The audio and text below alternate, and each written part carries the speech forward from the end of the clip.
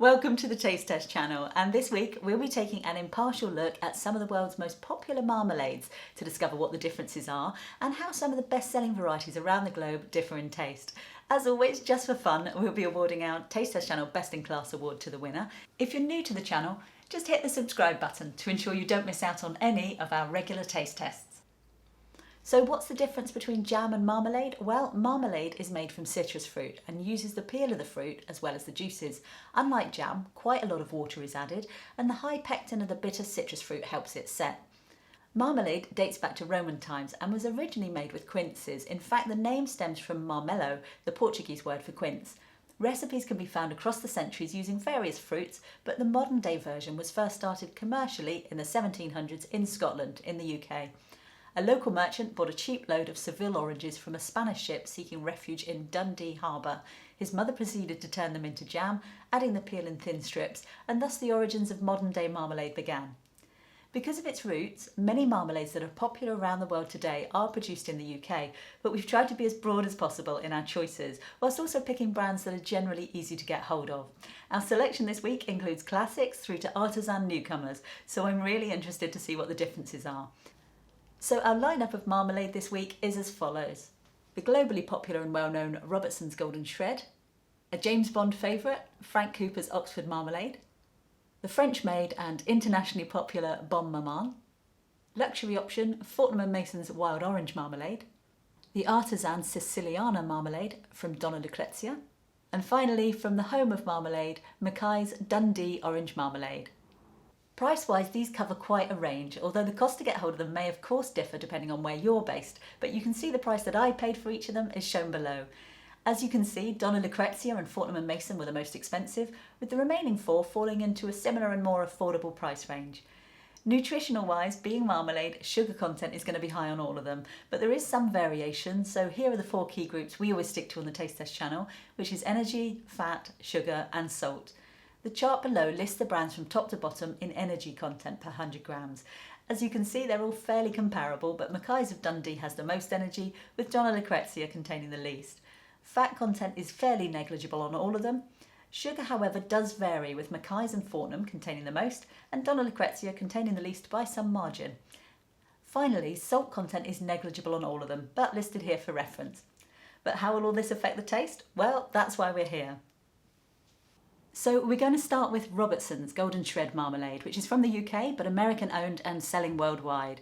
Robertsons was established as long ago as 1864 by a grocer in Scotland who apparently happened to buy a barrel of Seville oranges. Due to their bitter taste, they did not sell well, so Mrs. Robertson made a sweet tasting marmalade from them.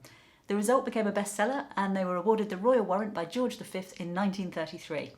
They've also been long associated with Paddington Bear, who famously carries marmalade sandwiches in his suitcase. Fruit content is 20%.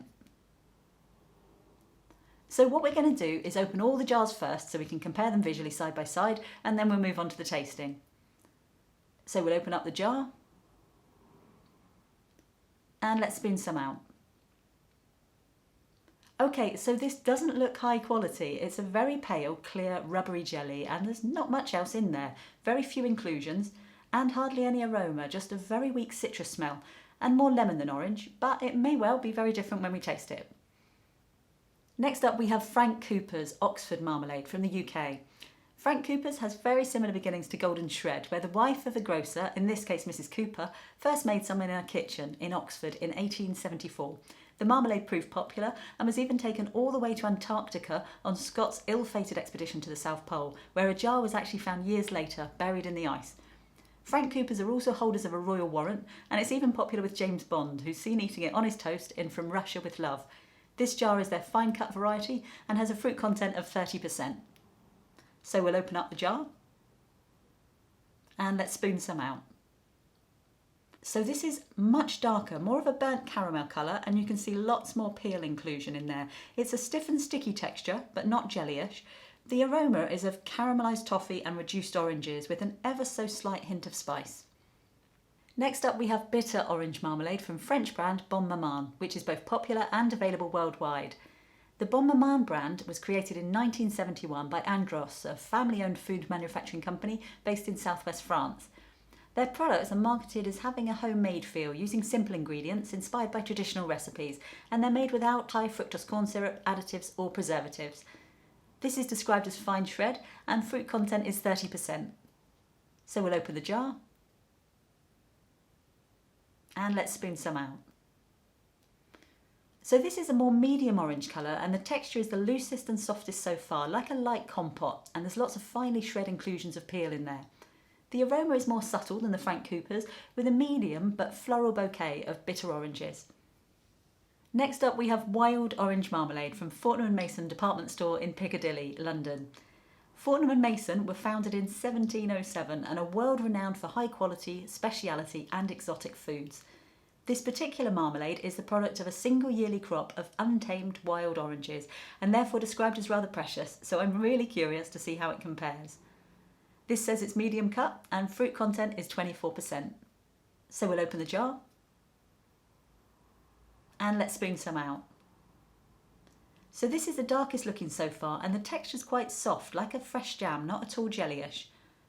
Plenty of inclusions in there again, and it has the strongest aroma yet with an immediate and pungent smell of toffeed oranges. Next up we have the relatively new but fast growing in popularity Donna Lucrezia Sicilian marmalade from Sicily, Italy. Donna Lucrezia is an artisan agricultural company run by two sisters from a farming family. The pair wanted to produce something 100% authentically Sicilian. It has the simplest ingredients of the lot with just 3 components: Tarocco oranges, which are a blood orange harvested in winter, along with sugar and lemon juice. And the production is all done entirely by hand, from picking and peeling to canning. Fruit content is a whopping 75%, which is 2 to 3 times more than any of the others we're tasting, so I'm really curious to see how it compares. So we'll open the jar and let's spoon some out. So this one looks very different from the rest, with a dull or yellowy orange colour, and it's literally crammed full of peel. It looks a bit like you've taken a banana, an apple and an orange and rough blitzed them in the blender. The texture is very loose, like a fresh compote, not at all jammy or sticky.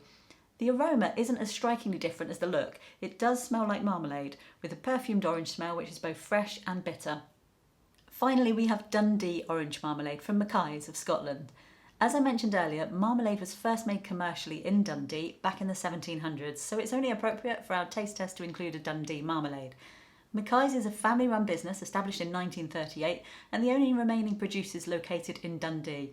They still use traditional methods with steam-heated copper pans and Seville oranges, and the result is enjoyed in over 80 countries around the world. Fruit content is 25%. So we'll open the jar and let's spoon some out. So this has a medium orange colour and a jelly or jammy texture, but not at all rubbery. And again, there's plenty of inclusions in there. The aroma is of light orange and toffee, like a more subtle version of the Frank Cooper's. So looking at them all now side by side, you can see there's a surprising amount of variation. Golden Shred stands out as the palest, with almost no peel in there, ironically not very golden at all, with Mackays and Bonne Maman being a more medium orange colour and containing plenty of fruit. Frank Cooper's and Fortnum's also have lots of inclusions and a much darker toffee-ish aspect, and Donna Lucrezia looks the most different of all, like a rough chopped compote, so I'm really curious to discover how they all compare. But in order to taste them, we're going to need some toast. And now that we have our toast, let's move on to the tasting. So we'll start with Robertsons Golden Shred. Okay, so there's very little going on here. The texture is rubbery and jellyish. You can't detect the peel and you have to squish it in your mouth to taste it properly. The flavour is actually more lemony than orange, but there's no tang to it and it's not overly sweet either. No aftertaste as such. In summary, it's not unpleasant, but it's weak and mild. Inoffensive, but no punch or depth of flavour. Next we'll try Frank Cooper's Oxford Marmalade. Okay, so an immediate orange punch to this one and much more going on. Plenty of peel and a sticky jammy texture. It's sweeter than the last one. You get a sweet initial hit, but it's followed by a nice long bitter finish. The flavour is a balance of caramelised orange with a touch of bitter tang, which works really well. Overall, it has much more depth of character on all counts. A really nice marmalade. Next is Bonne Maman from France. Okay, so lighter and more floral notes to this one. The texture's looser, leaning towards a good compote. It tastes very natural, like orange blossom, and it has a duality of sweetness and bitterness at the same time.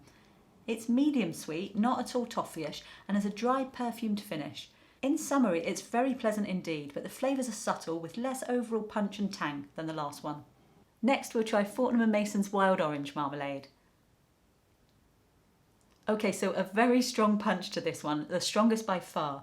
The texture's really soft and melts in the mouth, and the peel is very tangy. The flavour is of brown sugar and toffee orange, and it's very sweet, but it also has a lasting and really orangey perfumed aftertaste.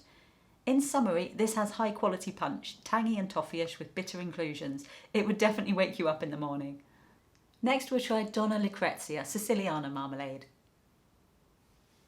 Okay, so this has an immediate, very fresh taste, the freshest so far, like newly cut orange peel. The texture is like lumpy chopped stewed apple, not at all jammy or jelly-ish. It's both very sweet and very bitter, with the bitterness having the aftertaste. In summary, this is much more like a very nice compote than a marmalade. You could serve it on ice cream, for example, which you just wouldn't do with the others, but it's not what I would describe as a traditional marmalade. It doesn't have the long, slow-cooked depth of flavours. It's more like a fresh fruit sauce, albeit an exceedingly good one. Finally, we have Mackays Dundee Orange Marmalade from Scotland. Okay, so a very orangey hit to this one with lots of tang. The texture is jammy with a slight pastiness versus smoothness, but still soft, and there's plenty of peel inclusions in there to add flavour. It's sweet, but the tanginess makes it very well rounded, and the aftertaste is orangey and floral. In summary, this is a traditional marmalade made extremely well. It's not bitter or toffee-ish or like a compote. It is instead a classic marmalade. There's nothing to dislike about it, and it's very nice indeed. So that covers how they all differ in taste, and now that we've tasted them all, as always, just for fun, we award our Taste Test channel winners and Best in Class award. I have to say, I didn't expect it to be the case, but this has been extremely close, and by far the hardest taste test I've had to judge to date, and the results have surprised me. In fact, I've gone away and had marmalade on toast for the last few days before coming back to make a final assessment. 5 of these marmalades are extremely good quality. Sorry Golden Shred, but in my opinion you're way behind the rest of the pack. But with the other 5 it really is exceptionally close, and as always it all comes down to personal taste. If for example a bitter fresh compote is your idea of marmalade heaven, then you really couldn't beat Donna Lucrezia. For mild bittersweet notes of floral orange blossom, then Bonne Maman is exceptional, and it's actually one that's been commonly found on my shopping list. But our top 3 are as follows. It's all very close, but winning 3rd place, a perfectly balanced traditional marmalade made exceptionally well, Mackays Dundee Orange. And considering this is the least expensive of the group, greatly surpassed expectations and deserves full credit. Winning 2nd place, with a dramatic toffee orange punch that's bursting with flavour, Fortnum & Mason's Wild Orange Marmalade. Really nice indeed. But in 1st place this week in the popular marmalades from around the world, the Taste Test channel Best in Class award goes to James Bond favourite Frank Cooper's Oxford Marmalade. Ticking all the boxes for flavour and texture and perfectly balancing sweet orange punch with bitter tang and depth of character. Well done to Frank Cooper's. And this will definitely be my new marmalade of choice. And as always, taste is subjective and this is purely my point of view, but I hope this has provided some useful insights. So I've certainly enjoyed making this episode. I really hope you've enjoyed watching it, and if you have, don't forget to subscribe and ring that notification bell to ensure you don't miss out on any of our regular taste tests. Also, it really helps us if you hit the thumbs up button, and please do consider sharing it with others. And a huge thank you from me to everyone who supports our new and growing channel. Every thumbs up and subscriber really does make a difference. We're not sponsored, so to the handful of particularly generous viewers who support us via Patreon, we are eternally grateful. Meanwhile, thanks for watching and see you later, Marmalader.